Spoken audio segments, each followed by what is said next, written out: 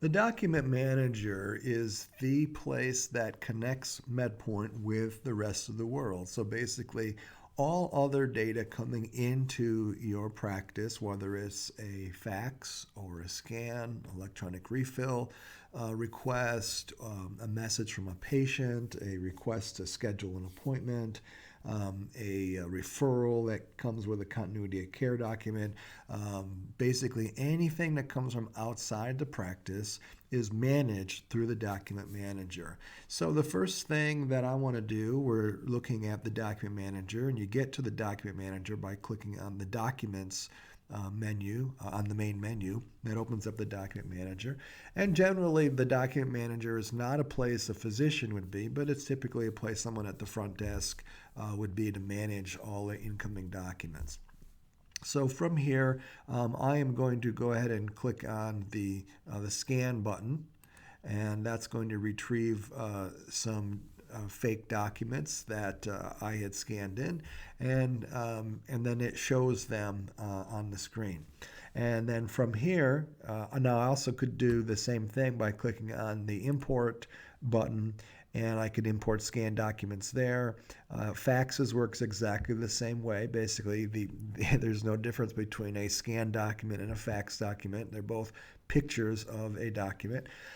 From the import menu, I can also import electronic lab results by clicking on that button. If I have electronic lab results and I am someone in the staff who routinely manages those, then when I go into the document manager, I'll get a pop-up message saying, hey, electronic results have been received, and that prompts me to click on this menu option to go ahead and process them. Messages the same way. External messages would be either messages from the patient through the patient portal, or it could also be messages from another practice sending you via secure email. Import refill requests, those of course are refill requests coming from the pharmacy. In any event, all of those are ways in which to get documents into the document manager. So I clicked on the scan button, and that opened up, it brought in a bunch of documents. And from here, I want to go ahead and process them. So I've got some zoom buttons down here. I can zoom in and zoom out. I can even set the default zoom to whatever my preference is. And the way that I do that is once I get the zoom to where I want it to be, if I right click on it, it will ask me if I want to save that as my default. Now I'm looking at a document that is clear to me what it is and who it's for, where it's from, and what it's about, who it's for. But to the system, it's just an image. It's just a picture of a document. So I have to say exactly where what this is. So I'm going to click on the File button. And once I do that, it asks me to identify who the patient is. And again, I would be looking at the patient, looking at the document, and this one's all marked out. But in real life, it would have a patient's name on it and things like that. And based on that, I would enter who the patient is. So I will say that this is for somebody, we'll say it's for Jenna Ehrenberg. And then it's asked me the date of the document. It assumes today. I can, of course, change that. I'll say it's a few days ago. And then once I tab out of that field or enter out of that field, it gives me a menu of document types. Now, these document types are completely configurable. There is a table in the main menu up here in tables. There is a document type table that allows you to add different document types that you commonly get. So you want that pre-populated with the documents you routinely get, and then we will just file it. So I'll say this is a DEXA exam, and then it puts that in as a subject. So there's no need for me to type further, although if I want to, I can type further. If there's an abnormal result on this document that I want to call the doctor's attention to, I could simply click on abnormal result present, and that's going to make it show up in red in the doctor's inbox, so that and go to the top of the inbox so that he or she knows that's something we want to pay attention to.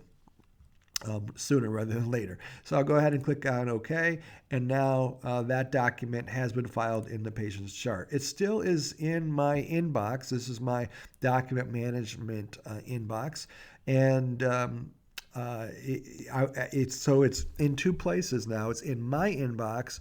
It's also in the patient's chart because it's been filed to a patient. I want to get it to the doctor. So what I want to do is I want to forward this document, clicking the forward button, and then I'll select who the recipient is. I'll say it's the doctor, and by clicking on that, now that document has been sent to the doctor's inbox, and so now it is there. It still is showing in my inbox, so if I want to get rid of it out of my inbox, I can click this delete button, and then it says, hey, this document has been filed in a patient's chart. So by deleting it, I'm not actually deleting the document, I'm just taking it out of my inbox. So I want to do that, I'll say yes, and now that document is gone. It's no longer in my inbox. It is in the patient's chart, and it is in the doctor's inbox at that time. So once again, I'm going to retrieve the document either by clicking the scan button or importing it as a fax or whatever type of document it is. And then I'm going to click the file button, which allows me to select who the patient is, the type of document, the dated document, and then I am going to forward that document to the appropriate person. So that's the general way of processing incoming documents. Now again, physicians don't generally spend their time in the document manager because they have an inbox inside the clinical window, and it's much more convenient for them to manage their inbox inside of the clinical window. So the document management window, this is for documents coming in, and it's typically managed by someone other than a physician. Now from here, I can also create documents. Basically, there's two ways to do that. I can click the create button, which asks me what type of document it is and whether it's related to a particular patient. Or if it's a phone message, I can simply click the phone message button, and then it says, okay, who is a patient? And I'll say that this is, we'll say it's for Teresa Saffer there. And then it fills in that it is a phone call. I can be more specific if I want to. Again, if this is urgent, I can click on urgent. That's going to bring it to the top of the provider's list. And I simply type in the text of the message. All right, and then I click send. Now when I click send, it's going to send it to the recipient's inbox. The system does allow you to have your favorite recipients, and that's in the user setup, or I can go ahead and I can select from any user that is in the practice and send it to that user. So once I have entered the text of the phone message, I simply click send, and now that message is in that user's inbox. And that's all there is to it. So a phone message I can create from the document manager if I'm here. It's also very common to create phone messages from within the patient's chart. They both work exactly the same way. All right, so we talked about importing documents, whether it's a fax, whether it's a scan, whether it's an eLab, electronic lab result, or refill request, and external messages. A couple of special things about some of these eLabs, refill requests in particular, is that once you select them, if I have them, if they're ready for me, then I will get a pop-up window that says, hey, electronic refills have arrived. Basically, they're waiting for me to click on this button to import them. Same with electronic lab results. Now, when that happens, let's take eLabs, for example. I will, if I click on Import eLabs, it'll import all the labs that it has, all the results that it has, but it doesn't know initially who those patients are. So the first time that we get a result for a patient, we'll see the result on the screen. It's a report, and then it'll ask us to link that result to a patient's record, just like we did with a scanned or a faxed document.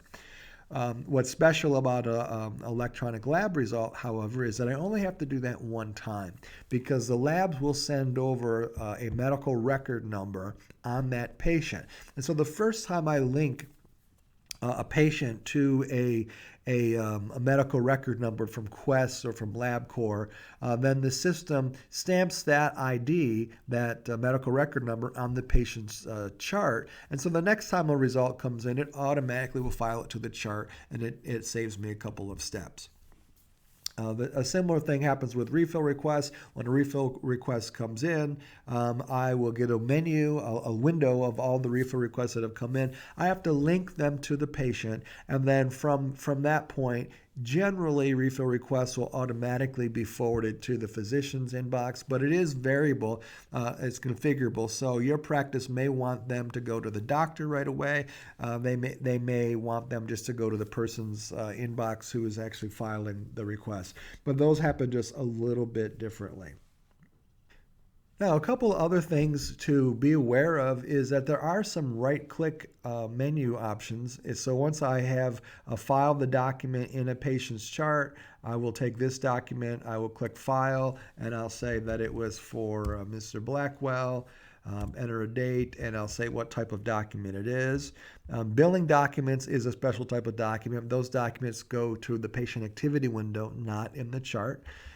Everything else is going to go to the chart. But I'll say that this is blood work, and I'll go ahead and click OK. And at this point, it's asking me to confirm the order. I can do that if I want to. I can say, OK, it closes the loop on this particular lab order. But once the document has been filed in the patient's chart, well, it's still here in the document manager. If this were a fax, for example, and it was a multi-page fax, sometimes you get you could get what appears to be one document, one fax, and maybe it's actually two different patients. And sometimes you get documents where you got a cover page on the document and you don't care about the cover page. So how do we manage that? So once you're looking at the document, I can right click on it. And if I want to get rid of the current page, I can click delete page. This one only has one page, but if it had multiple pages, it would show me. And if I'm looking at the cover page, I can delete the cover page because I don't care about that. If it is a what appears to be one fax that came in, but it's actually multiple patients, I can separate them by pages by clicking separate page, and I can say, okay, pages 1 through 3 are one document and pages 4 through 6 are a separate document, and it will split them up for me. The opposite is also true, that if it came in what appeared to be two different documents, but they're really multiple pages of the same document, I can join a document to another by clicking on Join Document.